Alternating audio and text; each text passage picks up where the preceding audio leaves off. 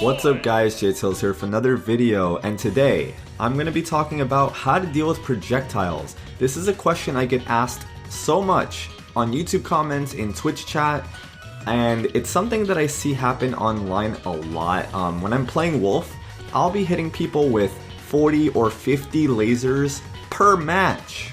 That should not be happening. And when I fight against Wolf, maybe I'll get hit by 5 or 6. So I want to talk about what I'm doing differently from other people and how to kind of play around projectiles a little bit better. Let's get right into it. So first off, I want to explain why people are getting hit by projectiles in the first place. What exactly is happening? Basically, there are 4 reasons why you are getting hit by projectiles. Number 1, you're doing something else. You're just doing something, right? Either you're dash dancing because it looks cool, or you're attacking, and obviously if you're attacking you can't be blocking, right? So you're attacking for whatever the reason in the middle of the stage and not at your opponent. Or maybe you're approaching your opponent with an attack and they're gonna still shoot you because you're not close enough and you're not hitting them. So you're not spacing properly, but the long story short is that you're doing something else, right? Number 3, you're just not paying attention. If you know that your opponent has the capability of throwing a projectile at any given moment, and then he does it and you just walk into it, or you just aren't blocking, you're not paying attention to your opponent's character, and you just let them do this move on you that you can react to, right? As soon as I see that gun come out, I'm gonna jump. It's not that crazy or that difficult, right? So the 4th reason that you would be getting hit by a projectile is that your opponent is punishing you.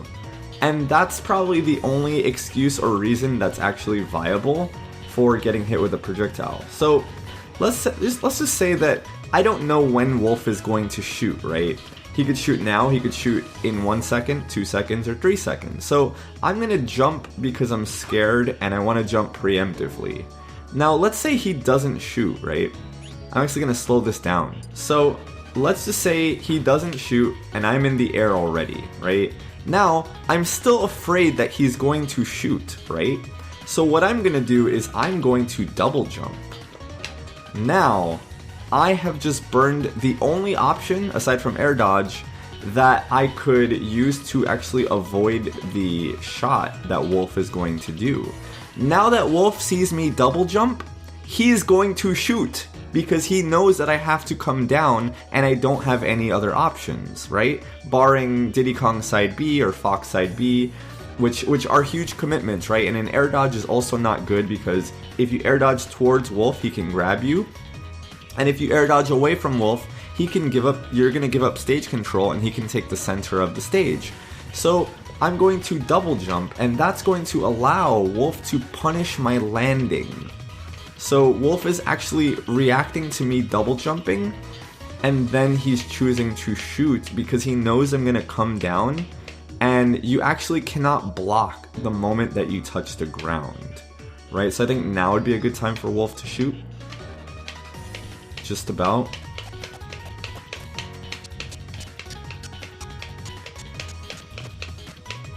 See how Roy is in landing lag? He's touching the ground and that dust is coming up. So Roy actually cannot block right now.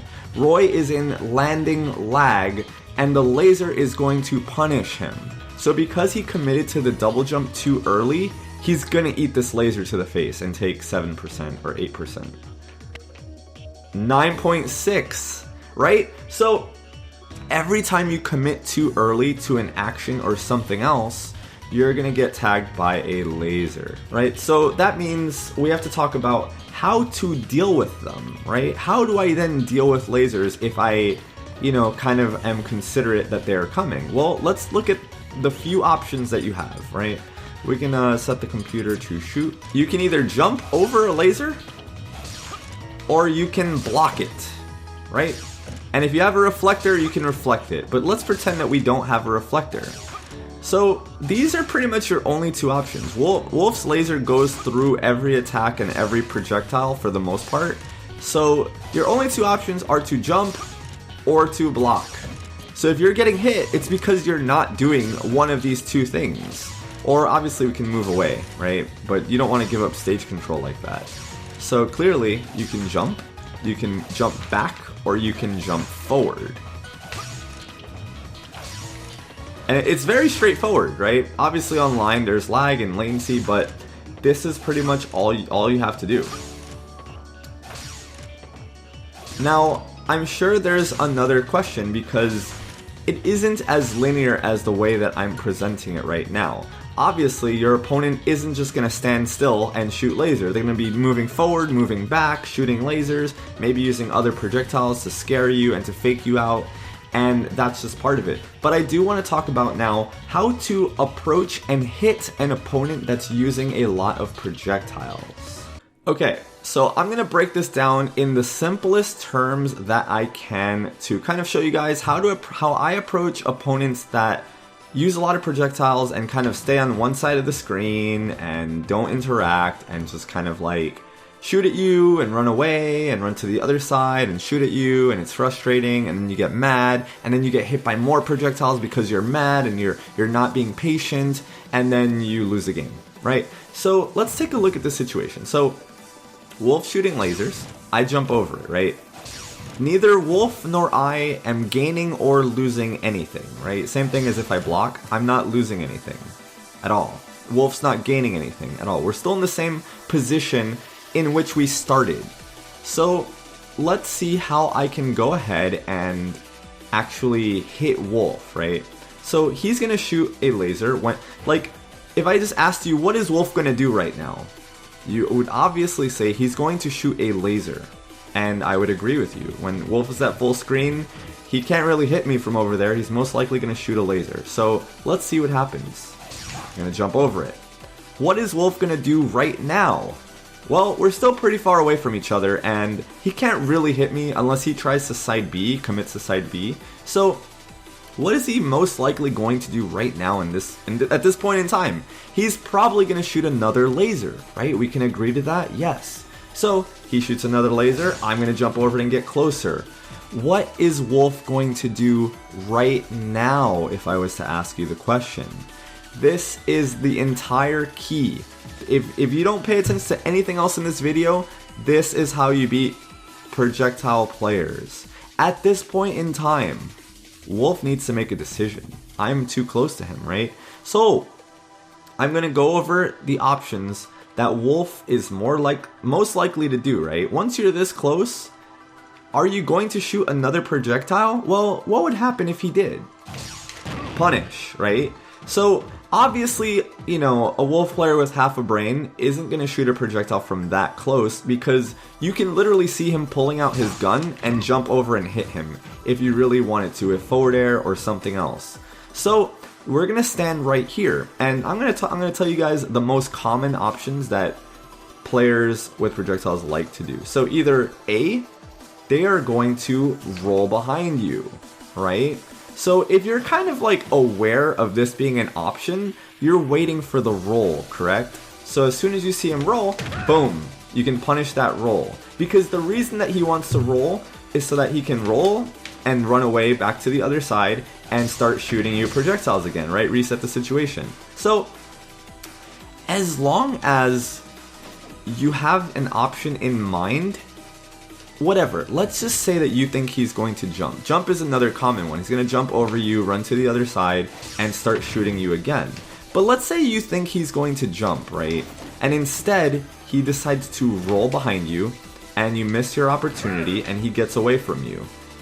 Technically, you haven't taken any damage, right? And this is going to frustrate the projectile player because now they're going to try it again. We repeat the cycle. Now what is Wolf going to do? Is he going to roll again knowing that I still haven't taken any damage and we're cornering him and he has to commit to an option? Or is he going to jump? Well, if he jumps, we can actually meet him with an up air. I don't know if I can do it with two hands, but right, we can scout that jump and punish him. Now, the final option that projectile players really like to do is condition you to shield, right? Because they're shooting their lasers. You're running up, maybe you're running up and shielding. And you're running up and shielding. Sorry, I'm using two hands, so it's gonna look a little bit sloppy.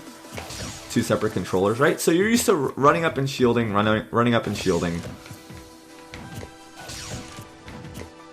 And now you're up close and you're gonna shield, right? Because you're scared of another laser. At that point, they'll probably run up to you and grab you, and then get away from you and start shooting once again. And it's frustrating and annoying, and when you finally get close, they run up to you and grab you and start throwing you away again, right? So, but I want you guys to just realize that they don't have that many options because they put themselves in the corner of the stage and you have the center, right? So they're either gonna roll behind you, they're gonna jump over you, roll behind you, jump over you, or they're going to grab you. If they do anything else, then it's probably questionable. Maybe they will attack, but you can block that attack and punish. You have to kind of just figure out what player you're dealing with and predict the options. So if this player tends to like to roll behind you every time and run away, now you know this guy's a roller. Maybe you'll encounter a jumper, right? And he'll always try to jump over you and run away to the other side. Maybe you'll encounter a grabber, and the grabber is going to run up to you and grab you whenever you get close. You have to guess. It's a guessing game, right? So that's pretty much it. And sometimes it's not going to be that straightforward. Maybe you'll have a player that thinks a lot, and they'll mix up. They'll grab you once, they'll jump over you next time, or they'll roll behind you the third time, and you don't know what's coming, and that's good because that player is mixing it up. But most players do not mix it up. So once you catch on to the habit, you just destroy them. You just counter it and destroy them. So that's pretty much what I got for you, and honestly, as long as you're dealing with the projectiles effectively using your shield and your jump, you shouldn't be taking any damage, right? You shouldn't be taking any damage by the time you get in their face. And now they make their decision. Now is when you'll take a little bit of damage because you might guess incorrectly, and that's okay. So that's pretty much it. It's actually really straightforward, but a lot of people don't grasp this concept because they want to, you know, be dash dancing and just doing things in the middle of the stage and playing their game, but they don't want to play their opponent's game, which is sometimes you kind of have to play your opponent's game if you want to win. That's the main piece of advice, the main takeaway. The last important tip I'm going to give you guys is when you are playing Smash, you want to keep your eyes on your opponent's character, not your character. So right now, my head is tilted to the left, looking at Wolf. My eyes and my head are directed at Wolf, but if I need to glance over at Ganon, or out of my peripheral vision, I can see Ganondorf. But my eyes are on Wolf. Why? As soon as I see that gun come out, I'm already ready to react. Because my eyes are on Wolf, right? And there's a few frames of animation on this. So if your eyes are on Wolf, there's no way that you can be surprised when he shoots or not, because you can see the gun happen and come out. Same thing when you're fighting Rob. If you keep your eyes on Rob, you can see when he's going to pull his head back and his eyes glow to shoot a laser. A lot of people get hit because they're so focused on their character that they're not keeping their eyes on their opponent, and so they're going to get hit by full screen attacks, which you cannot do. So that's pretty much it, guys. Hopefully you found this helpful, and if you did, please give this video a thumbs up. Also guys, I don't usually ask for this very often, but I really love making these videos, and if my content has helped you in any way, please consider supporting my Patreon. I think that if even half the people who watch this video was able to support $1 a month, that would help me tremendously. A little bit would go a long way for me. And if you enjoy the content, if it's helped you in any way, please consider helping out the Patreon. I do want to keep doing this, and you know, times can be rough, so, but I know a lot of you guys are kids and you know, you don't have access to that kind of funds, and if not, just your viewership and spreading the word helps me tremendously, so don't even worry about it, but I just wanted to put the option out there for those who might be interested. So thank you all so much for watching. I will see you all next time.